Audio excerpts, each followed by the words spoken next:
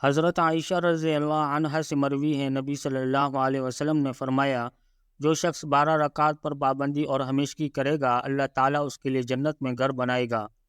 ان کی ترتیب یوں ہے: ظہر سے پہلے 4 اور بعد میں 2، مغرب کی نماز کے بعد 2، عشاء کے بعد 2 اور فجر کی نماز سے پہلے 2۔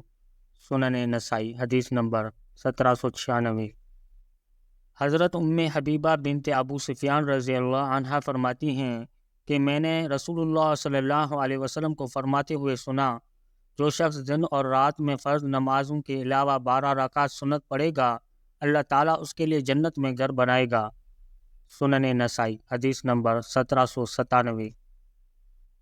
حضرت ابن جریج بیان کرتے ہیں کہ میں نے حضرت عطا سے کہا، مجھے یہ بات پہنچی ہے کہ آپ جمعے سے پہلے 12 رکعت پڑھتے ہیں، اس سلسلے میں آپ کو کون سی روایت پہنچی ہے؟ انہوں نے فرمایا، مجھے بتایا گیا ہے کہ حضرت حبیبہ رضی اللہ عنہا نے حضرت عنصبہ بن ابو سفیان کو کہا کہ نبی صلی اللہ علیہ وسلم نے فرمایا، جو آدمی دن اور رات میں فرض نمازوں کے علاوہ 12 رکعت سنت پڑھے گا، اللہ عز و جل اس کے لیے جنت میں گھر بنائے گا۔